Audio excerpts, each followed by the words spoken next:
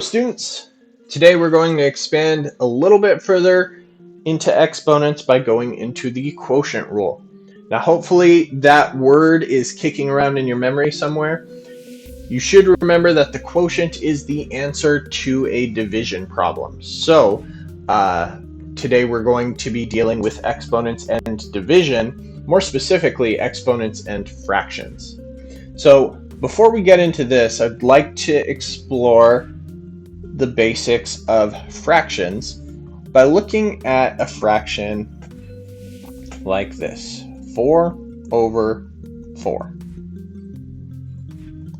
Now, anytime we have a fraction where the numerator and the denominator are matching, we should know that the answer is 1. While we're talking about easy things, what would happen if I had 4,729 times 1? Well, the answer to that would just be 4,729, because anything times 1 is itself. Now, here's how we can apply that to make our lives a little easier here. What if I had the fraction 6/8? Now, hopefully you're looking at that and thinking, that's an unreduced fraction, we need to reduce that. Absolutely you do. Now, what I'd like you to think about, though, is going beyond the fraction reducing techniques that you learned in elementary school and think about what it is we're actually doing. So, I'd like to take 6 and split it up into its factors. So instead of 6, I'm going to say that it is 2 times 3. Now 8, I can split up 8 into 2 times 2 times 2. And each of these, I'm breaking it down until it's prime numbers. So that would be called a prime factorization. Now what I notice here is that I've got a 2 in the numerator and a 2 in the denominator. So basically I could say that this is 2 over 2 times 3 over 2 times 2. The reason for that being that 2 over 2 is actually a 1. 2 over 2 is 1 times 3 over 2 times 2. And 1 times anything is itself, so I can just focus on this. 3 over 2 times 2 is 3/4. And now my fraction's reduced. Now, why would I do it that way when the way that I learned in elementary school is so much easier? That's a good question. The answer is because when you were doing it in elementary school, you didn't have variables in your fractions. Now, what if I had this fraction, 3x to the 4th, y to the 6th, over 9x to the 2nd, y to the 8th? Well, if I write that out in expanded form, I can say that this is 3 times x times x times x times x times y times y times y times y times y times y. Over, I'm going to take that 9 and change it to 3 times 3.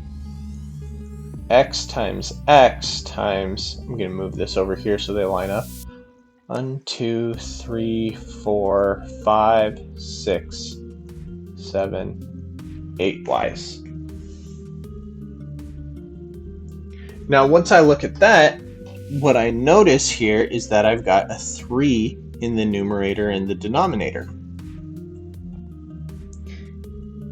A 3 in the numerator and the denominator is going to reduce to a 1, and 1 times the rest of it, it basically just goes away.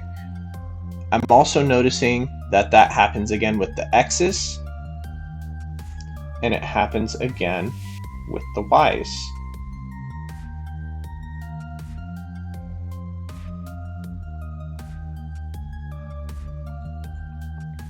So, each of these that has a matching pair on the numerator and denominator is going to turn into a 1, which eventually makes it just disappear. So the things that are left are, I've got 2x's in the numerator, and then I've got a 3 and 2y's in the denominator. So simplifying that, I would get x squared over 3y squared. And that would be the simplified version of it. So let's try that again. Let's do 2x to the second, y to the fourth, over 8 x to the fifth, y to the fourth. Writing it out in expanded form, I would have 2 times x times y times y times y times y over 8 will break down into 2 times 2 times 2 times 1, 2, 3, 4, 5 x's. And 1, 2, 3, 4 y's. So 2 over 2 is 1. X over x is 1. X over x is 1. And then I've got these 4 sets of y's, each of which y over y makes 1. So that leaves me with basically everything on the top cancels out, but then in the denominator, I have 2 times 2 times x times x times x. Now I picked this example on purpose because what happens if everything in the numerator cancels out? I can't just leave nothing there. And the thing to remember is it didn't actually go away, it turned into a 1. So basically in the numerator, I've got a bunch of 1s being multiplied by each other. 1 times 1 times 1 times 1 times 1 times 1 times 1. If everything cancels out, it turns into a 1. Simplifying this, I would get 1 over 4x to the third.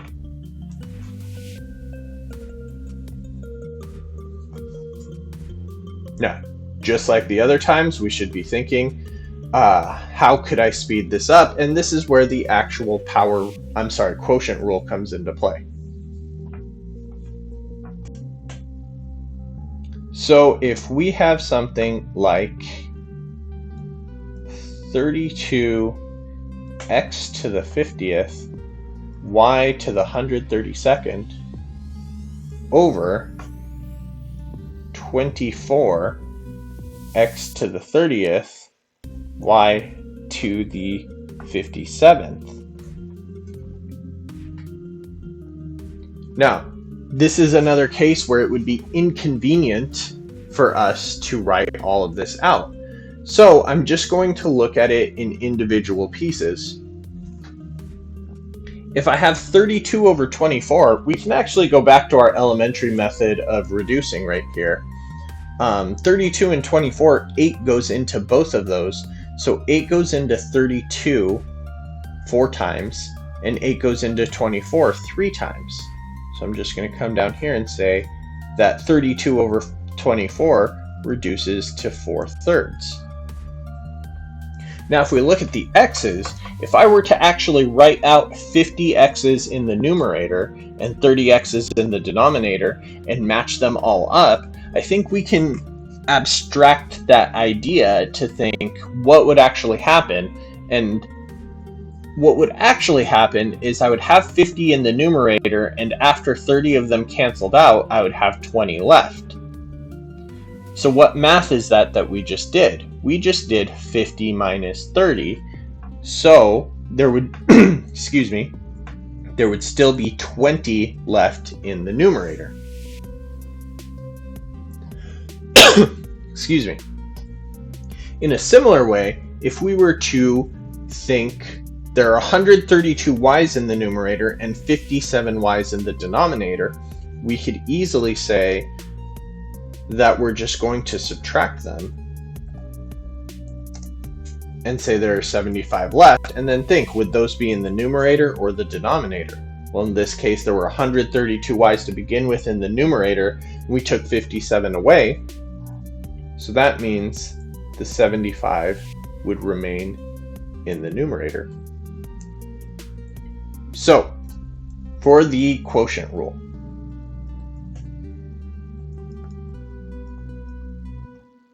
quotient rule is when we have monomials that are being divided by each other. So, for example, 4x to the 5th, y to the 2nd, over 6x to the 12th, y, I'm sorry, I wanted that to be a smaller number, x to the 2nd, y to the 10th. What we will do here is we will reduce the coefficients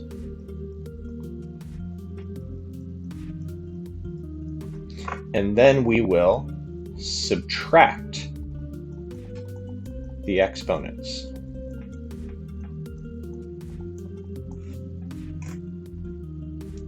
So right here, to reduce the coefficients, 4 divided by 6, 4/6 reduces to 2/3.